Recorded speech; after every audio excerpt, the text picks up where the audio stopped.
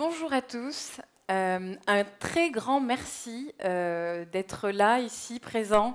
C'est très agréable pour moi de voir des têtes, de voir vos visages, même si, juste, du coup, potentiellement, ça me stresse beaucoup. Ça, bien sûr, c'est le côté négatif. Mais en tout cas, je suis très heureuse de vous voir pour parler d'un sujet qui me tient aussi à cœur, qui est le persuasive design. On va voir comment on va essayer de prendre en compte les motivations de l'utilisateur grâce à des patterns de persuasive design afin de le séduire et surtout l'engager sur une longue période d'utilisation de votre produit. Avant d'aller un peu plus loin dans le sujet, je me présente très rapidement. Je m'appelle Estelle Landry, je suis product owner depuis maintenant 5-6 ans. Avant, j'étais développeuse. Et je viens vous parler aujourd'hui de persuasive design et aussi surtout parce que je suis passionnée d'expérience utilisateur. Je suis du coup en ce moment chez Pix, une start-up d'État dans le domaine du numérique. Je ne sais pas, j'ai vu que quelques personnes ici connaissaient, mais très rapidement, on va mettre en place, enfin, on a mis en place une application qui permet de tester, développer et certifier ses compétences du numérique. Si vous avez des enfants, sachez qu'en troisième et en terminale, ils vont devoir passer la certification Pix. Du coup, vous pourrez me haïr pendant que vous aurez des questions de vos petits bouts. Sachez que les 16 compétences que l'on teste, ça va autant de la programmation, le fait de savoir bien gérer des données, le fait de savoir faire une recherche correcte sur Internet. Bref, vous pouvez même y aller, vous, en tant que citoyen français, c'est gratuit pour tous. Aussi pour vous dire que je co-organise une conférence comme Devox, basée sur les mêmes domaines, autant du dev, de l'archi, de l'UX, du DDD, bref, on parle un peu de tout, c'est très généraliste et ça se situe à Montpellier fin juin. Donc si ça vous intéresse et que vous avez envie de reprendre un peu un rythme de conférence, sachez qu'on revient aussi, nous aussi, cette année.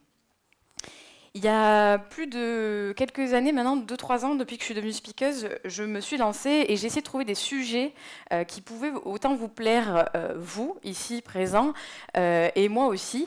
Et l'un des sujets qui me taraude depuis très longtemps, c'est de me dire, Estelle, c'est quoi la clé de la réussite d'un projet? Est-ce qu'il en existe une? Est-ce que tu peux nous donner des bribes d'informations pour que quand on revienne chez nous, et paf, on ait un produit qui marche du tonnerre?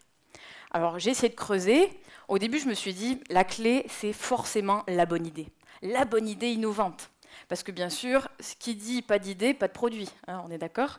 Par contre, j'ai vite compris, je ne sais pas vous, mais j'ai plein d'exemples en tête qui me font dire que même si l'idée est innovante, au final, le produit, pas trop, enfin, on ne va pas trop l'utiliser pour autant. Par exemple, j'ai vu qu'il existait des baumes à lèvres Cheetos. Les Cheetos, c'est bien, c'est des chips. Les baumes à lèvres, c'est bien.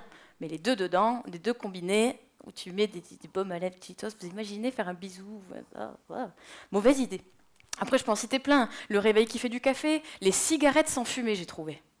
Il y a une personne qui s'est dit, je vais investir plus de 300 millions de dollars pour faire des cigarettes sans fumée. Eh bien, cette personne-là, elle a réussi, sauf qu'elle trouve le goût totalement merdique. Je cite. Ça peut aller très loin, personnellement, moi, les autolib, les téléviseurs 3D, bref, on en a vu des bonnes idées qui sont transformées en fiasco.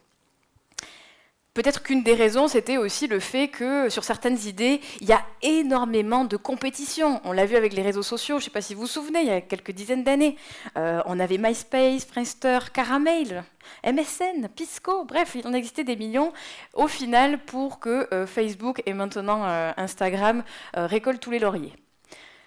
Donc ok, c'est pas la bonne idée, il y a beaucoup de concurrence. Du coup, comment je peux savoir que mon produit il marche au final? Je suis allée voir d'autres product owners autour de moi, j'ai toqué des portes et j'ai demandé, mais toi, comment tu fais pour savoir que ton produit il fonctionne bien? Un ou deux de mes collègues product owners m'ont dit, Estelle, tout se trouve dans la métrique. C'est important, les métriques. Regarde les pages vues, les taux de rebond, le taux de clic, le nombre de visites par page, le trafic. Bref, regarde tout ça. Alors oui, merci, mais quand ça ne marche pas, ces métriques, comment tu sais qu'est-ce qui ne marche pas? Ok, la métrique, elle est mauvaise, mais qu'est-ce qui ne marche pas? Est-ce que tu as une métrique pour te dire ça? Personne n'assume répondre. À mon sens, il n'y a pas de bonne métrique pour vous dire si votre outil fonctionne ou pas. Parce qu'en fait, ça se mesure en engagement, ça se mesure en amour. C'est cette relation entre utilisateur et produit qui fait que c'est ça qui va emballé, engagé, motivé à continuer à l'utiliser. Alors oui, c'est intéressant, mais pourquoi c'est un rapport avec ton persuasive design, Estelle? À mon avis, c'est la question que vous posez tous. Pourquoi elle nous parle de ça? Tout simplement parce que le persuasive design se base pas sur des métriques, mais plutôt sur l'amour qu'on va générer sur le produit, entre le produit et son utilisateur. D'ailleurs, il y a un grand, je vais dire philosophe parce que c'est le cas, Brian Jeffrey Fogg, qui est à l'origine des gros travaux du persuasive design dans les années 2010, qui dit qu'en fait, le persuasive design, c'est des mécanismes basés sur des biais cognitifs, sur des concepts un peu psychologiques, qui permettent justement d'amener la relation un petit peu de flirt qu'on a avec un produit vers une vraie relation d'engagement. Et ce que ce monsieur Fogg aussi a créé, c'est le modèle FBM, donc Fogg Behavior Model. Ça veut tout simplement dire qu'il faut une quantité suffisante de motivation pour qu'un utilisateur réalise cette action-là. D'accord? C'est finalement une relation un peu compensatoire entre les deux. Si la motivation est importante, alors l'utilisateur va réaliser l'action, même si cette action est ultra compliquée. D'accord? Retenez bien ça. Ce que M. Fogg aussi dit, notre grand M. Fogg, il dit que si on veut favoriser l'engagement ultime de notre utilisateur, il faut passer par 3 phases très importantes. Ces 3 phases, je vous ai un petit peu donné comment je les voyais. La première phase, c'est ce qu'on appelle la phase de découverte. On commence à être un peu séduit, on voit un produit, on dit tiens, ça pourrait m'intéresser. C'est finalement les premières pages que l'on voit, les pages de connexion ou d'inscription. Ensuite, on va avoir l'engagement superficiel. Vous savez, la première fois que vous utilisez un produit, finalement, vous avez créé votre compte, vous passez quelques minutes. Je sais qu'on a un peu tous les mêmes réflexes. On va voir un peu toutes les fonctionnalités, voir si, qu'est-ce qu'il existe, comment je peux faire ça, je vais tester, je vais bidouiller. Ça, c'est notre première utilisation. Et enfin, la dernière étape, c'est l'engagement réel. C'est lorsque notre outil devient vraiment fait partie de notre vie finalement, et où on va venir l'utiliser, et on va venir tout simplement le rendre indispensable dans notre vie. Ces 3 étapes, elles sont importantes, et vous allez voir, je vais essayer de vous donner à chaque fois quelques clés sur ces 3 étapes pour amener votre utilisateur de cette étape de séduction, de cette première étape de connexion, de rencontre, à cette phase un peu plus d'engagement. Passons à la première étape, l'étape de séduction. Et pour cela, on va prendre un exemple qui, j'espère, vous parlera. Alors, je ne sais pas si vous aviez été déjà sur ce site. Chacun fait ce qu'il veut. Du coup, ce site s'appelle OkCupid.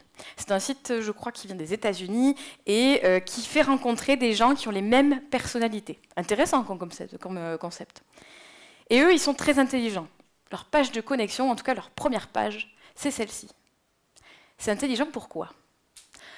Tout simplement parce qu'ils ont enlevé toute information superflue pour nous mettre des textes à trous. Et ces textes à trous, c'est important. C'est le fait que ça va créer en nous une motivation incroyable pour venir les remplir et voir qu'est-ce qu'il y a à l'intérieur de ces drop-downs, pour choisir celle qui nous correspond le mieux. Et c'est drôle, mais c'est cette petite touche de motivation qui va nous faire continuer. Autre exemple. Ah non, pas encore autre exemple. Tout ça pour vous dire qu'en fait, ça se base sur un élément simple qui est la fluidité de traitement. Je ne sais pas si vous en avez entendu parler. C'est le fait qu'on a tendance à préférer des choses simples à comprendre, voire même on trouve des informations simples beaucoup plus crédibles. Alors, on peut avoir des fluidités de traitement visuelles ou linguistiques, et en fait, ce qui est incroyable, c'est que on va être influencé par la facilité de l'action. Plus c'est facile, plus on va le faire. Ça vous rappelle un petit peu le schéma de M. Fogg. D'ailleurs, il y a une étude assez intéressante de psychologues qui ont remarqué que quand il y avait une nouvelle entrée en bourse, vous savez, souvent on a des acronymes pour les entrées en bourse, quand l'acronyme était compréhensible et lisible, ça marchait mieux, il y avait plus de ventes. Genre par exemple CAG, K-A-G, ça se prononce bien, ça va, vous m'avez compris, alors que KGH, c'est compliqué. Il faut savoir que CAG va mieux performer ses premiers jours parce que c'est facile à dire. Fluidité de traitement.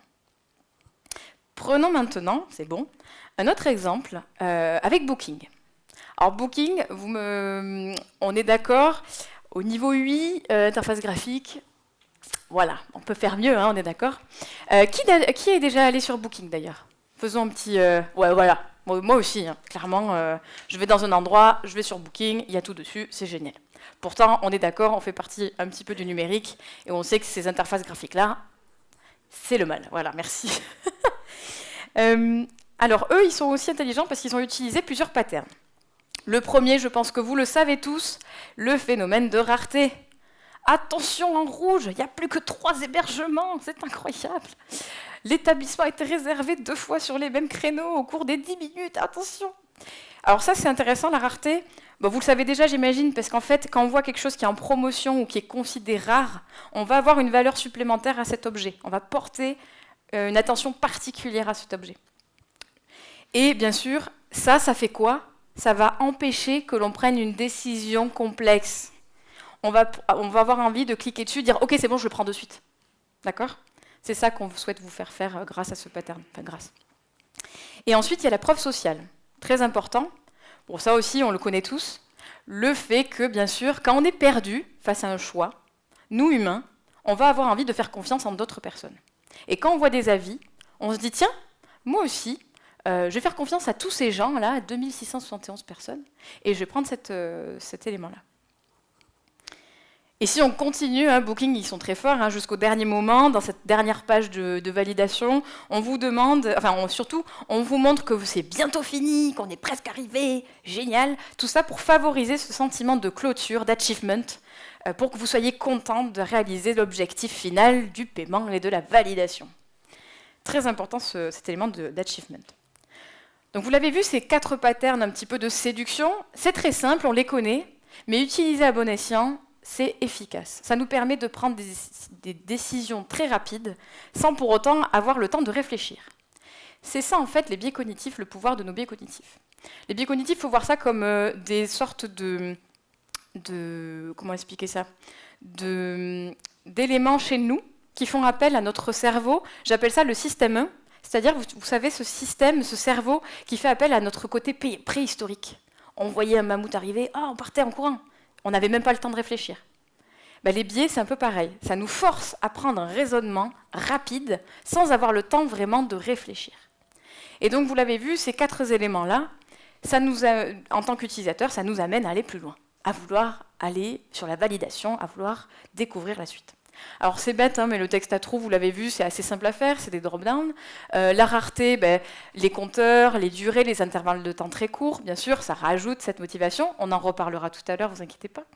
La preuve sociale avec des témoignages, des citations, des amis, des statistiques, le fait d'avoir des followers qui suivent, etc. Et l'accomplissement, le fait de communiquer sur la progression de l'utilisateur et de l'amener un peu plus loin.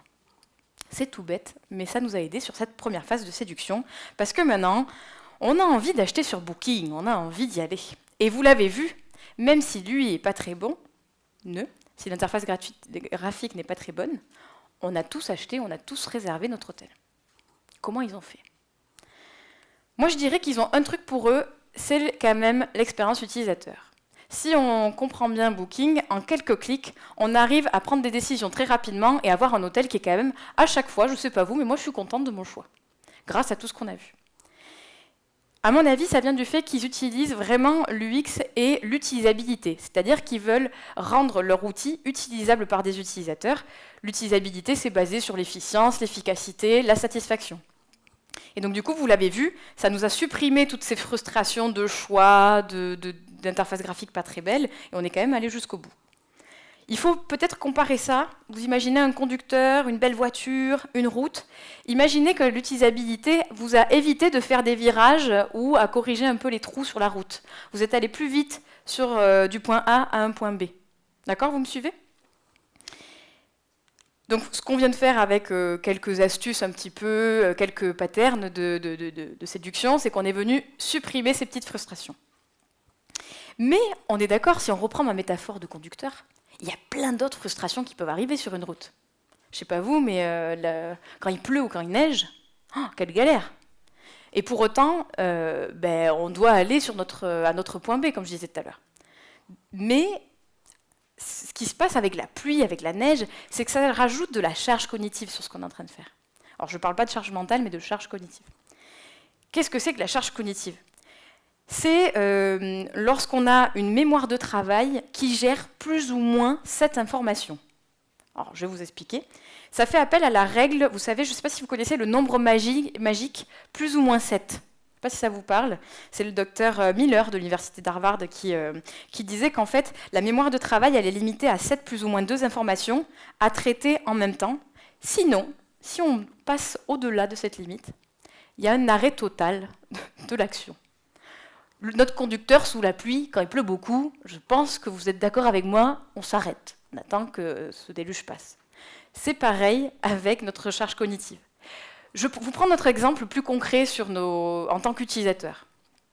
Combien de fois j'ai cherché des formulaires de résiliation d'abonnement et que ça m'a pris au moins un quart d'heure, 20 minutes pour trouver le bon formulaire. Alors imaginez-vous, hein, je scrolle sur la page, je vois dans le footer, je ne le trouve pas. Je trouve un burger menu, je déploie le burger menu, je regarde toutes les hiérarchies. Pas de résiliation.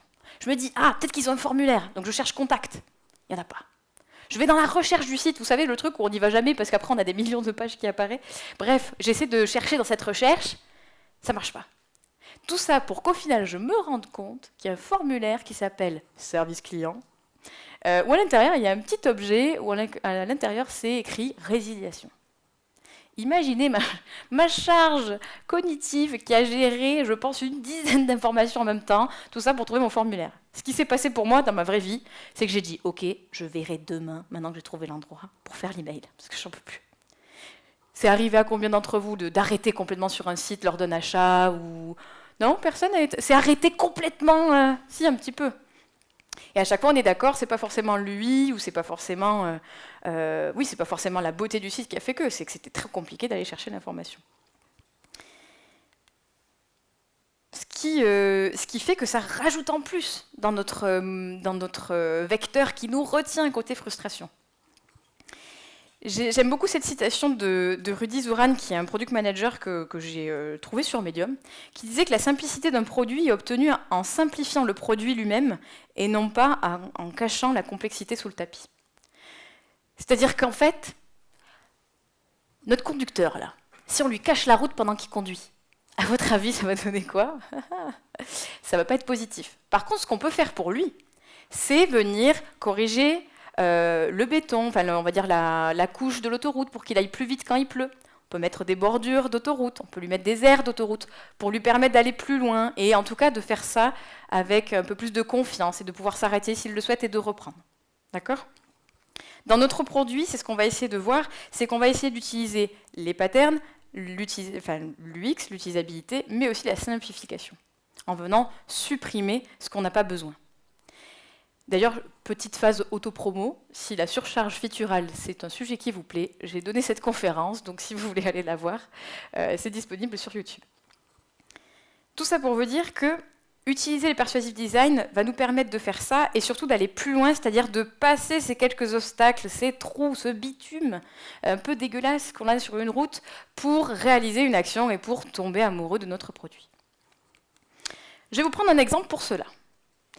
C'est rigolo, on va parler de Barack Obama et du coup de son formulaire de donation de 2012.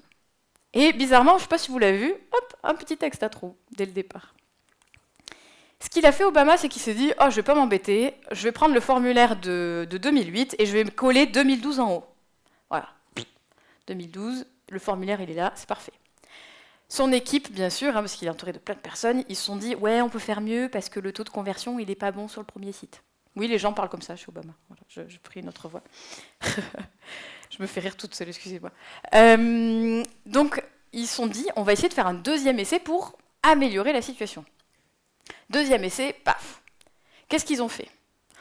Premier élément percutant, ils ont...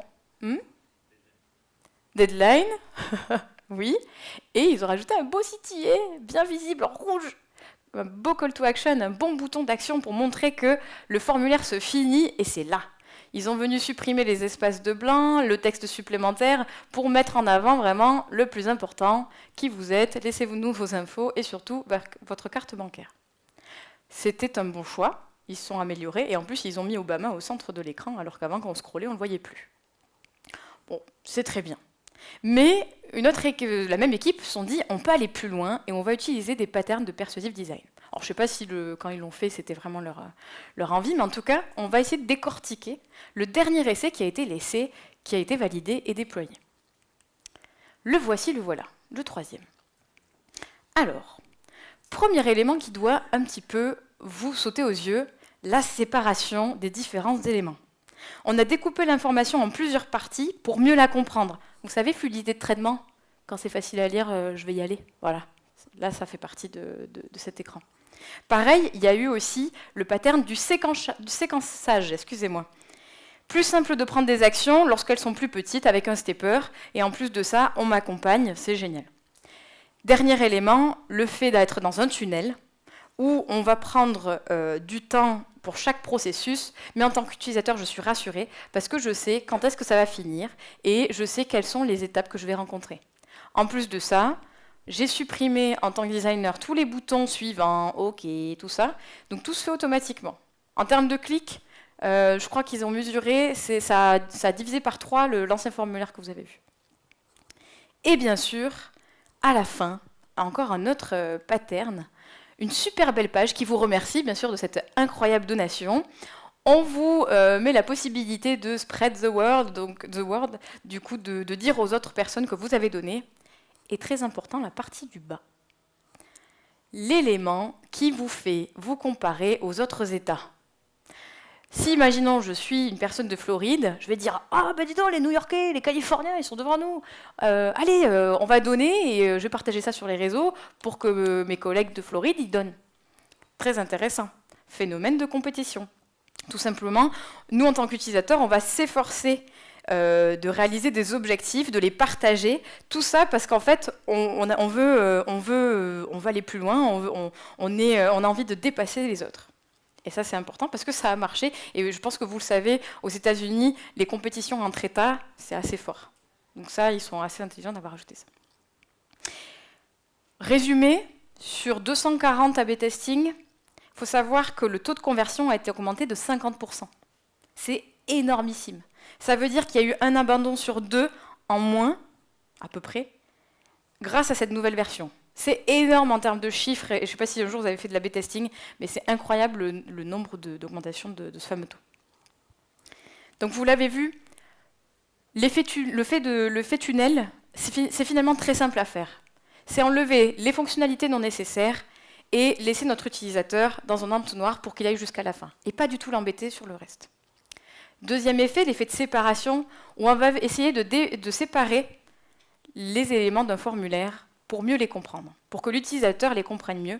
Et cet effet qu'on a vu tout à l'heure, plus c'est facile à comprendre, plus je vais vite, plus je prends des actions petites, et plus c'est facile pour moi.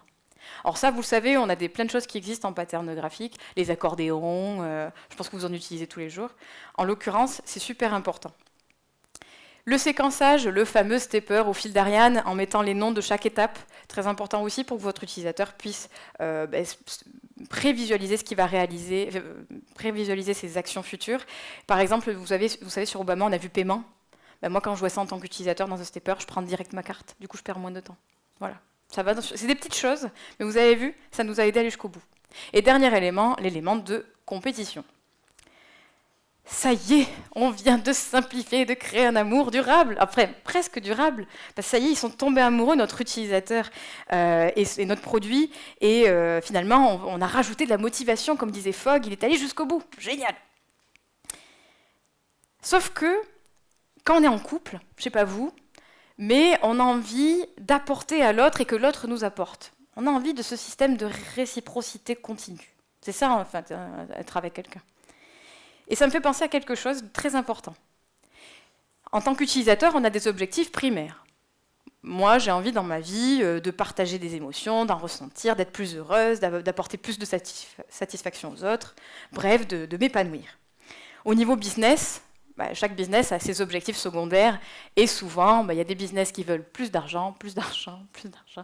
Ou, en l'occurrence, nous, chez Pix, vous allez dire que c'est un peu caricatural, mais chez Pix, nous, c'est vraiment, on est là pour le service public, pour l'envie d'aider, pour le sens qu'on va apporter à nos utilisateurs et le fait qu'ils puissent développer leurs compétences numériques. Alors, c'est très bisounours, mais je vous avoue que c'est vrai. Ce qui est important de comprendre, si vous voulez un business et vous voulez que votre outil soit utile et utilisé, c'est qu'il faut que ces deux objectifs se rencontrent. Il faut que les objectifs primaires puissent rencontrer vos objectifs secondaires. Ça veut dire quoi? Ça veut dire que pour qu'il y ait une relation qui dure, il faut que votre outil mette à disposition des fonctionnalités qui vont rentrer dans l'objectif primaire de vos utilisateurs. Prenons un exemple pour que ça soit plus concret. Facebook va vous permettre de partager plein de choses, des photos, mettre des likes, maintenant on peut mettre des cœurs, on peut mettre des solidaires, on peut mettre plein de choses, on peut commenter, positiver sur plein de choses, c'est génial.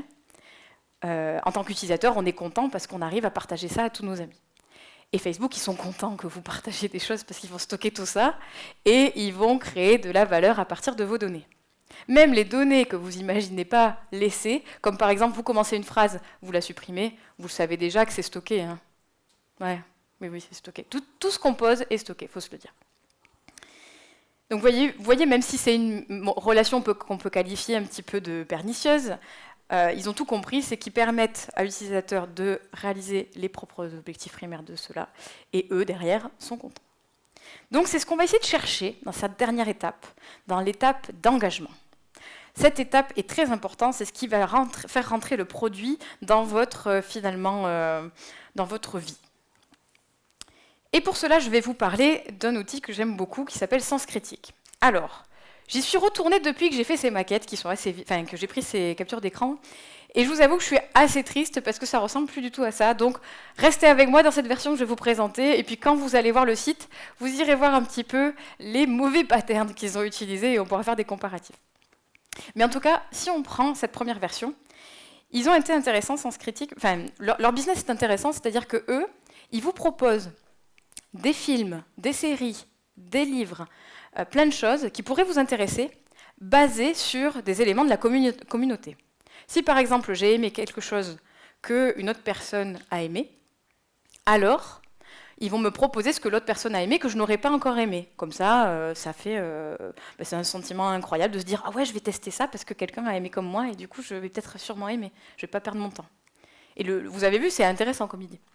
Et ce qu'ils ont fait, c'est qu'ils ont fait un formulaire qui, je trouve, est très bien construit. Premier élément, premier pattern visible, c'est la donation de soi. C'est-à-dire que plus on va donner, plus on va créer d'éléments, plus on va apporter de notre connaissance, plus on va avoir de valeur sentimentale sur cet outil. Vous allez le voir, quand je sélectionne des éléments, on va venir me dire « Ah, ben c'est pas encore assez, vas-y, continue, donne un peu plus de toi, et puis je vais pouvoir mieux t'aider après dans ce que tu vas aimer. » Autre élément très important ici, je ne sais pas si vous l'avez vu, mais on a plein d'éléments qui sont affichés, donc je peux scroller tant que je veux. Et ils ont été intelligents parce que s'ils avaient mis juste une recherche en disant « cherchez ce que vous aimez », c'est beaucoup plus compliqué de faire appel à sa mémoire et c'est beaucoup plus simple de venir chercher et dire « oh ça j'aime, ça j'aime, ça j'aime ». C'est ce qu'on appelle le pattern de la reconnaissance, enfin ça s'appelle la reconnaissance de pattern. Non, je me suis trompée. Ça s'appelle la reconnaissance plutôt que le rappel, excusez-moi. C'est-à-dire que c'est plus facile pour nous de prendre en compte des éléments qui sont affichés, de dire j'aime, j'aime pas, que de penser au dernier livre que j'ai bien aimé ou au dernier film que j'ai adoré. Et ça, c'est intéressant. Ce que je ne vous ai pas dit, c'est que aussi, vous avez vu, les livres, les mangas, les musiques, tout est affiché de la même manière. Ça va aussi avec ce que je vous disais sur la fluidité de traitement. C'est que plus c'est facile à lire, plus ça va être facile pour moi de me repérer. Vu que tous ces éléments ont la même forme, ça va être facile pour moi en tant qu'utilisateur de scroller et de comprendre et d'aller chercher. Pourtant, on est d'accord, on mélange des patates et des choux-fleurs. Ça, c'est très important. Dans vos applicatifs, si vous parlez d'une entité, gardez le même pattern d'affichage de cette entité tout au long de votre workflow. Très important. Et pour terminer, en plus, vous avez les feedbacks directs. Plus je rajoute, et plus on commence à me titiller en disant « c'est pas mal là, c'est pas mal Estelle ce que tu as fait ». Et dernière étape, l'étape de fin, où quand je vais aller voir les films qu'on me conseille, on me dit juste avant Ok, tu peux partager, hein, encore la preuve sociale qui est là. Et surtout, on me dit que j'ai des communautés d'éclaireurs. Donc très important, la réputation, le fait que si je contribue, si je fais partie de l'outil, je vais devenir des éclaireurs du site. Incroyable. Donc on l'a vu, 4 patterns assez intéressants, qui sont aussi très simples à réaliser dans nos outils. Vous l'avez vu, reconnaissance de patterns, même image pour toutes les entités afin de mieux les comprendre. Vous le voyez aussi, la reconnaissance plutôt que le rappel. Combien de personnes ici ont réalisé une recherche où il y avait plus de 20 éléments dans leur outil? Ça vous est déjà arrivé d'avoir des listes à intégrer, on est d'accord. Sachez que ces recherches-là, ça coûte de la charge cognitive à l'utilisateur. Si vous présélectionnez ou vous mettez en avant quelques éléments, ça peut grandement l'aider. Ça fait partie de la reconnaissance plutôt que le rappel. La réputation, on en a parlé, et l'effet de donation, plus on va investir de temps dans le processus, plus l'utilisateur va avoir envie d'aller plus loin. Chez Pix, j'ai essayé de trouver un peu quelques patterns. Mais avant, j'ai une petite question. On va voir si vous avez le niveau 3 en je ne sais plus quelle compétence. Quel est le nom de la loi qui prédit le doublement de la densité des puces électroniques tous les 2 ans? Waouh, incroyable! Niveau 2 pour tout le monde. Non, je ne sais pas du tout quel est le niveau de la question. Je ne sais pas si vous l'avez vu dans l'écran, on a utilisé quelques patterns très simples, très très simples. Le premier, vous le retrouvez, c'est le fait d'avoir un stepper et de dire à l'utilisateur quand est-ce que ça s'arrête. Très important. Le deuxième, on a supprimé tout élément rébarbatif. Complétez la question, réalisez l'élément qu'on vous demande ci-dessous et ensuite cliquez sur valider. Tout ça, on les a supprimés. La personne, on veut qu'elle soit dans la question. Par contre, on veut l'aider, mais attention, on veut l'aider pour, si elle en a marre, pour quitter ou pour signaler un problème. Et c'est tout ce qu'on va mettre dans ces écrans de questions. Tout simplement parce qu'on ne veut pas qu'il se perde, on ne veut pas qu'il aille ailleurs. Il n'y a pas de pop-up, il n'y a rien normalement qui le distrait, sauf des pop-up qui vont venir dire combien de pics vous avez gagné. Et ça, c'est intéressant parce que ça va avec l'accomplissement de soi, avec le fait qu'on va plus loin. C'est tout bête, hein, mais on ne l'a pas fait exprès, mais vous voyez derrière, il y a quelques patterns positifs du persuasive design qu'on a utilisés. Dernier écran aussi, important, encore l'achievement. Tu as gagné un niveau 4, on t'explique en dessous qu'est-ce que tu aurais pu faire pour avoir un niveau 6. Bref, on va dans cet accompagnement et dans cet engagement.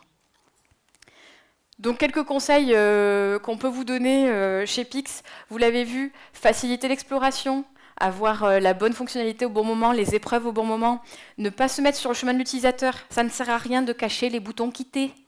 D'accord ? Moi, j'ai déjà entendu des designers qui ont dit « Ah non, bon, on va enlever le bouton quitter ou retour, comme ça, il va rester. » Oui, mais en fait, l'utilisateur, il peut très bien utiliser la croix du navigateur pour dire « J'en ai marre, je me casse. » C'est aussi ça, l'accompagnement. C'est permettre à l'utilisateur de partir et de revenir au même endroit où il était.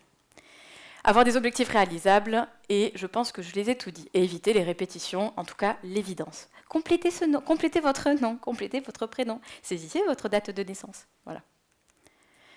Tout ça pour vous dire que tous ces éléments, je les ai un petit peu... je m'en suis inspirée des cartes qui s'appellent les persuasive patterns. Je les mets à disposition ici si vous voulez aller les voir. C'est Anders Stocksbo qui est un freelance qui a monté sa boîte, qui a réalisé un petit peu, qui a repris tous ces concepts un peu psychologiques, ces biais, et qui en a fait des bonnes pratiques. Alors c'est en anglais, mais là je vous en ai cité que quelques-unes. Mais si ça vous intéresse, alors attention, c'est payant bien sûr, mais en tout cas si vous voulez venir les voir, je peux vous les partager avec grand plaisir. Bon, ça y est, c'est enfin le grand jour, c'est le mariage. Ils se sont mariés. Notre utilisateur a enfin passé l'ensemble de ses frustrations, a généré de l'engagement grâce à la motivation qu'on lui avait apportée, grâce à des patterns de persuasive design. Incroyable.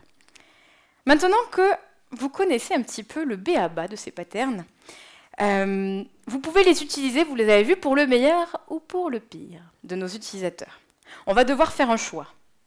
Mais avant, j'aimerais bien vous montrer comment ça se passe du côté de la manipulation. Vous le savez, il existe des dark patterns. Le terme est incroyable, dark pattern, on en a peur. Tout simplement pour vous dire que c'est lorsque, dans une interface graphique, on va soigneusement et surtout soigneusement duper, tromper, manipuler notre utilisateur à des fins bien sûr business, à nos fins à nous. Alors, le Brignul, qui est un petit peu l'un des premiers chercheurs qui a utilisé ce terme, en 2013, a fait un super site, si vous voulez aller le voir, darkpattern.org. Pour information, mes slides seront disponibles sur mon compte Twitter. Je vais vous reprendre des photos, mais vous aurez tout avec tous les liens. Il y a une autre personne qui s'appelle Arunesh Mathur, qui est aussi un professeur, qui essaie de les répertorier et de les catégoriser. Alors, je pense que ça va vous parler très très vite, parce qu'on en est entouré d'un nombre incroyable lorsqu'on va sur Internet. Le premier, le sneaking, c'est ce qu'on appelle le fait de duper notre utilisateur. Le fait de cacher des coûts supplémentaires et le découvrir qu'à la fin, le fait d'avoir 5 ou 6 abonnements supplémentaires à des newsletters que j'ai pas voulu, par exemple, tout ça, ça fait partie du sneaking. L'urgency, c'est le fait d'utiliser, l'urgence, c'est le fait d'utiliser des compteurs, des durées, bref, des timers qui s'effacent aussi, et surtout qui ne sont pas utiles et qui ne sont pas, on va dire, justifiés. Voilà, je cherchais le mot. Qui ne sont pas justifiés. Si un site vous dit « Attention, dans 10 minutes, il n'y a plus rien », alors que finalement, ils ont le stock, etc., ça fait partie des dark patterns. D'accord ? Ensuite, on a la scarcity, c'est-à-dire la rareté, où là, tout simplement, on va vous mettre ah, ben, il ne reste pas grand-chose, il ne reste plus de logement. Booking. Mais là, par contre, on va vous mentir en disant qu'il ne reste plus qu'une place ou autre. Ça fait partie des dark patterns. Vous mentir et vous duper pour acheter. Le misdirect, donc le fait de détourner l'utilisateur en lui affichant une info ou un bouton. Vous savez, il y a beaucoup de sites où, pour, je sais pas, récupérer un truc, il y a télécharger, télécharger, télécharger. Et en fait, on ne sait pas sur lequel cliquer parce qu'ils ont toutes la même tête. Imaginez les personnes qui ont des problèmes d'accessibilité face à ces écrans. Ça doit être une catastrophe. Bref. Ensuite, la preuve sociale, le fait d'inventer des commentaires, des interviews, des éléments, des messages un peu positifs, négatifs, etc. Et pour terminer, l'ajout d'obstacles, ou en tout cas contraindre l'utilisateur. Je pense que vous avez tous en tête quelques-uns dark patterns, mais j'en ai sélectionné des magnifiques. Le premier, un email classique de newsletter. Je cherche à me désabonner, parce que bien sûr, c'est mon droit, je souhaite me désabonner. Mais où c'est ? Ah, j'ai trouvé... Hop. Ah, mais c'est là, c'était blanc sur blanc, incroyable. Est-ce que c'est fait est-ce que c'est fait, je vais y arriver pour trouver mes mots, est-ce que c'est fait exprès, à votre avis, ou est-ce que c'est mal développé ? Non, c'est un accident, blanc sur blanc, on ne l'a pas vu. Deuxième, alors ça vous l'avez vu, c'est l'ajout d'obstacles, hein. Le fait que je cache des éléments, on y est bien. Hein. Deuxième élément, oh bah dis donc, je vois que le bouton est sur off, sur le fait de stocker mes éléments personnels, c'est génial. Et puis je clique dessus, puis en fait il n'était pas au bout. Je sais pas si vous avez vu, là il était censé être sur on là, par défaut. Sauf que quand je clique dessus, hop, et c'est basculé. C'est bizarre, est-ce qu'à votre avis c'est un problème de développement ? Bon, sûrement, ça doit faire partie des petits aléas. Voilà, ça existe, ça arrive. Là, on était sur du dupé, hein, je ne sais pas si vous avez vu, clairement. Ce qui est intéressant, c'est qu'on arrive maintenant à mettre le doigt sur les dark patterns, on arrive à les reconnaître, on arrive à aller plus loin dans le fait de mettre des amendes pour montrer aux gens que c'est pas bien d'utiliser les dark patterns. Aux États-Unis, il y a beaucoup d'États et d'organismes qui se sont investis justement face à ça. Vous avez, alors j'ai pas mis tous les noms barbares parce que c'est incroyable, mais en Californie, en Washington, le Sénat aussi, avec le Safe Data Act, ont mis des éléments. Ça fait pas longtemps, hein, c'est depuis le début d'année, on mis des éléments concrets pour essayer de bannir les dark patterns. Ça y est, on les nomme. Donc c'est assez intéressant. Côté FTC, alors je ne sais pas si vous connaissez, c'est une agence aux États-Unis, s'appelle Federal Trade Commission. C'est un petit peu eux qui vont essayer de montrer les éléments un petit peu dérangeants, de souligner les dark patterns, et ils vont carrément jusqu'à l'attaque en justice pour mettre des amendes à ceux qui ne respecteraient pas leur code. Et en Europe, bon là on a le RGPD, mais dedans il n'y a pas de terme dark pattern. Et d'ailleurs, je ne sais pas vous, mais je trouve ça un petit peu comique que depuis qu'on a le RGPD en 2018, les dark patterns, finalement, on en a partout à chaque fois qu'on veut activer ou désactiver des cookies. Je ne sais pas vous, mais c'est intéressant de se dire qu'en voulant se protéger, on a rajouté plein de mécanismes incroyables pour détourner. Et il y a un très bon dossier de la CNIL de 2019, si ça vous intéresse. Ils en parlent avec des mots très intéressants, avec des exemples, voilà. Mais pour autant, en France et en Europe, on n'a pas de texte qui condamne les dark patterns. Le FTC, je vous en parlais, ils ont condamné en 2013 déjà une société, enfin un réseau social qui s'appelait PASS, je ne sais pas si vous connaissez, 800 000 $ tout simplement parce qu'ils récupéraient les informations de contacts, même si on n'avait pas envie de partager l'application à des contacts. Incroyable. Et ça en plus sur des enfants. Voilà. Et tout ça avec une interface, j'ai pas réussi à vous le retrouver, mais avec une interface qui aussi faisait un beau sneaking. Bref. Ensuite, chez nous, on a Viagogo aussi, qui a été, alors qui n'a pas encore eu d'amende, mais qui a été attaqué en justice, tout simplement parce qu'il y avait des chronomètres, des messages biaisés, et tout ça, bien sûr, inventé. Ou encore Ryanair, qui, lui, s'est pris une amende, je ne sais pas de combien, mais vous savez, le fait d'avoir la fameuse assurance cochée automatiquement, et qu'on ne peut pas la décocher parce qu'il est très compliqué de trouver des boutons. Bref. L'existence des dark patterns, ça va très loin, vous l'avez vu, on en a dans notre vie quotidiennement. Bien que le persuasive design, finalement, c'est un élément important de l'UX, vous l'avez vu, il y a des choses intéressantes à prendre. J'aimerais bien qu'on trace, personnellement, une ligne claire entre le persuasive design et les dark patterns.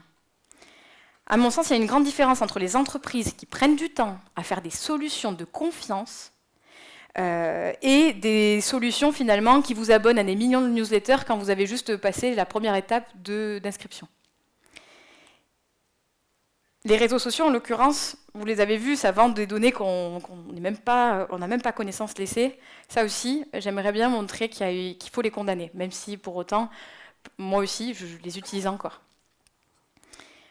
Il y a une partie de responsabilité, je suis d'accord, elle est portée par l'utilisateur, elle est portée par nous, on utilise les outils, forcément. C'est à nous aussi, on peut s'auto-flageller et on peut se dire que c'est notre faute. Mais c'est surtout la faute aussi des designs de ces applications. Notre meilleure défense, comme le dit Brignul, c'est de connaître ces dark patterns et en tout cas de partager les mauvaises utilisations. On est d'accord. Mais j'aimerais bien vous laisser comme dernier message le fait que le persuasive design, c'est censé aider et guider l'utilisateur. Les biais cognitifs, c'est quelque chose d'intéressant parce que ça va nous permettre d'aller plus loin dans l'engagement. Vous le savez, je pense que ce diagramme, vous le connaissez, il existe plus de 250 biais cognitifs et potentiellement 250 éléments qui nous permettraient d'aller plus loin et efficacement dans la réalisation d'actions. Alors, on ne va pas tous les passer, et il y en a pas tous vont nous aider à faire des bons outils, on est d'accord, mais sachez que ces mécanismes-là, ça va nous aider à améliorer le quotidien. Je veux vraiment vous faire passer ça comme information, et en tout cas, essayez de l'utiliser au mieux. C'est pour ça que, vous l'avez compris, la limite, elle est très faible entre l'utilisation de ces patterns pour le bien ou pour le mal. Maintenant, moi, j'ai les idées claires sur le choix que je vais faire, mais je vais vous poser la question. Développeur, designer, architecte, product owner, CPO, CTO, CEO. Voulez-vous prendre la pilule bleue et rester dans la matrice des dark patterns, ou prendre la pilule rouge et aller au fond du trou avec Alice pour découvrir le monde de la facilitation? Merci. Merci beaucoup.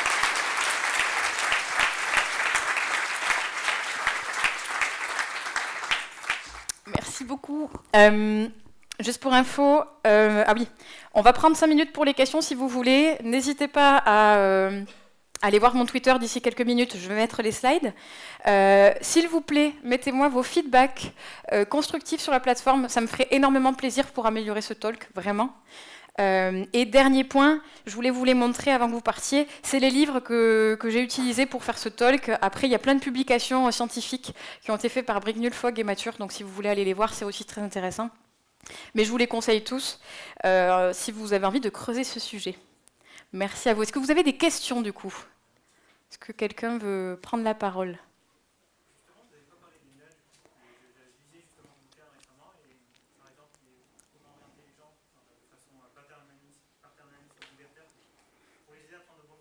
Oui. Et du genre, par exemple, il y avait la notion que si on indiquait dans une phrase clé, par exemple, que la majorité des gens de l'État, 80%, payaient leurs impôts, ça poussait les gens à payer leurs impôts. Et là, vous avez fait le lien à la fin avec l'ensemble des diagrammes. Les donations par pays, oui. Par État, etc. Et tiens, voilà. Alors, je vais répéter la question pour la vidéo. Pourquoi ne pas avoir parlé des nudges qui sont aussi un peu basés sur ces biais qui va essayer de nous inspirer la bonne décision? Alors, tout simplement parce que quand j'ai fait ce talk, je n'avais pas complètement lu le bouquin, donc j'ai essayé d'intégrer au fur et à mesure. Après, le nudge, à mon sens, de ce que j'ai compris, c'est la réflexion de bien guider l'utilisateur à l'aide de certains de ces patterns. Donc ça va en fait avec ça. Je n'ai pas poussé l'élément parce que j'ai presque terminé le livre, mais en tout cas, oui, je ferai peut-être une nouvelle version une fois que j'ai terminé. Merci pour la question. Est-ce qu'il y a d'autres questions? Ouais. Ah, l'addiction. Malveillant, je pense par exemple aux jeux vidéo, où il y a énormément d'efforts qui sont faits par les designers pour rendre les enfants, nos adolescents addicts à ces jeux vidéo-là. C'est quoi? C'est de la facilitation? Est-ce que c'est facilitation? Est-ce que c'est manipulation, les jeux vidéo? Très bonne question.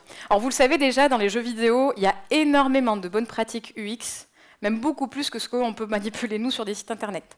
Et c'est super intéressant, d'ailleurs, d'en jouer. En l'occurrence, moi, quand je joue, je me pose toujours des questions de « Ah, pourquoi ils ont mis ça ?» Bon, bref. Pourquoi ne pas avoir parlé de l'addiction? Alors, à mon sens, c'est cette fameuse limite floue. Vous voyez, c'est si j'utilise des patterns négatifs, des dark patterns, où je vais duper mon utilisateur et où je vais consciemment lui donner des mauvaises informations pour réaliser une action, et si derrière j'ai de l'addiction de ça, c'est à condamner. Si on va dire à l'inverse, si j'utilise des patterns dans un bon escient pour que l'utilisateur continue à jouer, on va se dire que c'est positif. Mais vous avez raison, jusqu'à un certain temps. Personnellement, j'ai fait partie de la génération WoW, où j'ai passé des nuits, même des journées, des matinées, bref, je me couchais à des heures pas possibles. Et à mon sens, on est complètement dans l'addiction. Est-ce que c'est positif ou pas pour la personne? Ça, c'est chaque personne qui le voit et qui le décide. Mais oui, on peut se dire que même en utilisant des bons des patterns de persuasion, ben, on peut créer ces éléments d'addiction, en effet. J'en ai pas parlé, ça pourrait être intéressant comme clôture. Merci. Je pense qu'on est pas mal ou 1 minute 50. Est-ce que vous avez une autre question? Sinon après, oui, une autre question là-bas. Je ne sais pas si tu veux apporter le micro. Ah, le temps est fini. Ben, je suis dispo si tu veux venir à l'instant. Un grand merci tout le monde, vraiment. Et bon Devox. Merci. Merci à vous.